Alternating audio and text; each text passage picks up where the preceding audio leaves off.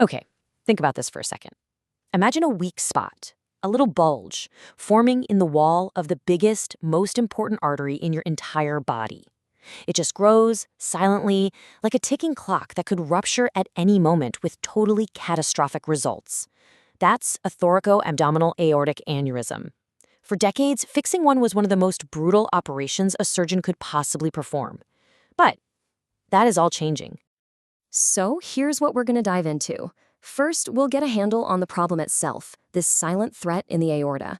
Then, we'll explore the incredible endovascular technology that's just revolutionizing the whole game.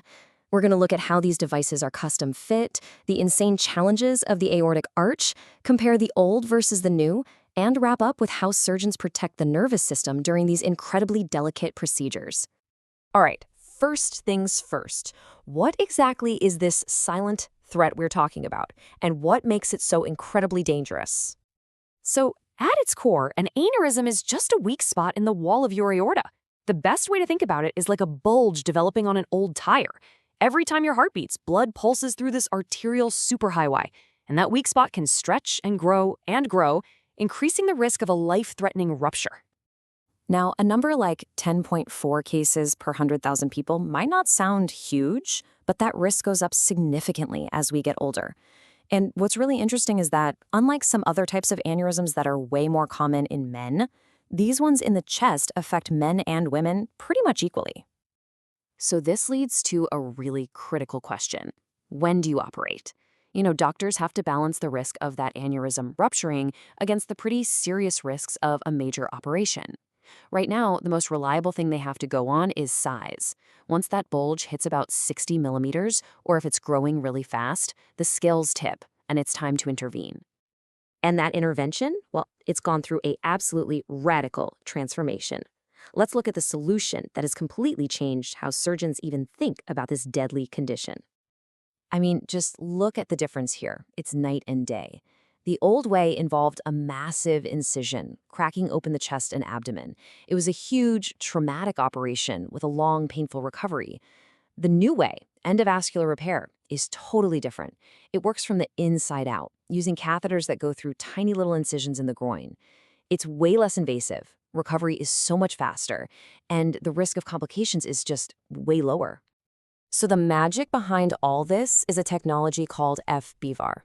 The best way to picture it is surgeons installing a new lining, basically a fabric tube held open by a metal mesh scaffold, inside the weakened artery.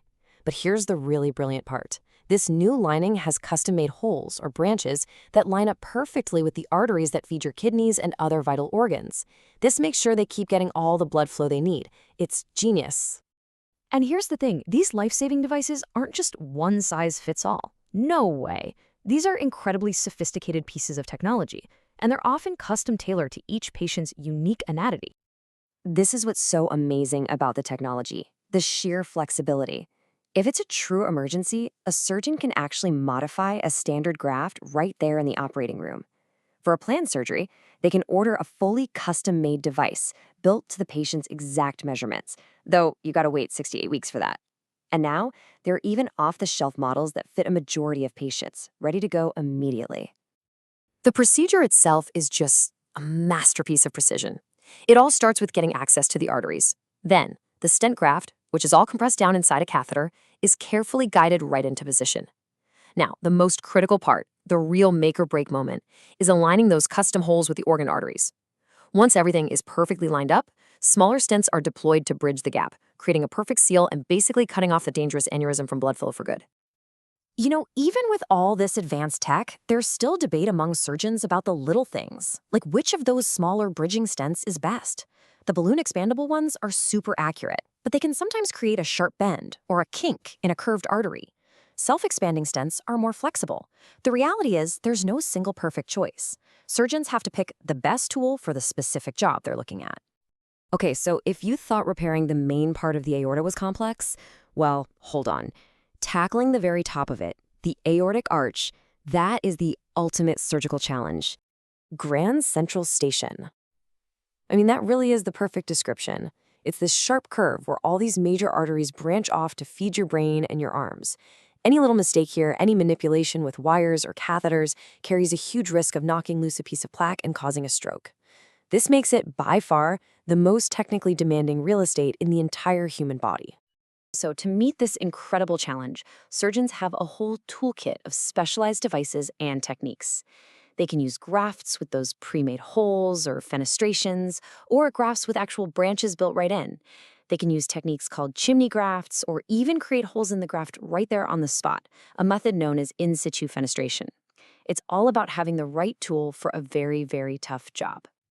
All right, so we've seen all this incredible new tech, but what does it all mean? We have to ask the most important question. Does it actually lead to better results for patients? Let's look at the data. Wow. I mean, the evidence here is pretty stark, especially in the short term.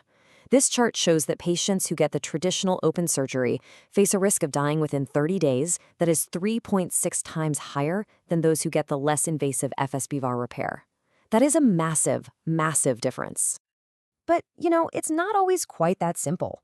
When we zoom out and look at the long-term picture, things get a little more nuanced. While that early survival advantage for the endovascular approach is undeniable, that benefit does start to lessen over time. After about 6 months or so, the long-term survival rates for both open and endovascular BEVAR start to look much more similar.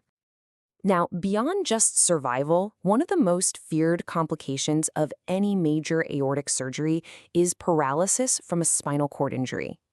Preventing this is an absolute top priority, and surgeons have developed a really comprehensive game plan to protect the nervous system. Protecting the spinal cord isn't about one single action. It's a whole multifaceted strategy.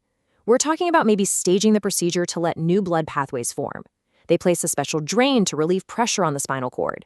They carefully manage blood pressure and oxygen levels to make sure that nervous system gets everything it could possibly need. It's a whole playbook. So, when you put all this evidence together, the lower initial risk, the faster recovery, and all these dedicated safety protocols, the expert consensus is becoming crystal clear. For patients whose anatomy is a good fit, this less invasive endovascular approach really should be the first choice. I mean, when you just step back and look at this remarkable evolution from this massive open operation to a minimally invasive catheter-based procedure, it really makes you wonder, what's next? The pace of innovation here has just been breathtaking. What was once one of the biggest, riskiest operations in all of surgery is now being done from the inside out. And as these tools keep getting better and safer and more widely available, you really have to wonder, could fixing a deadly aortic aneurysm one day become almost routine?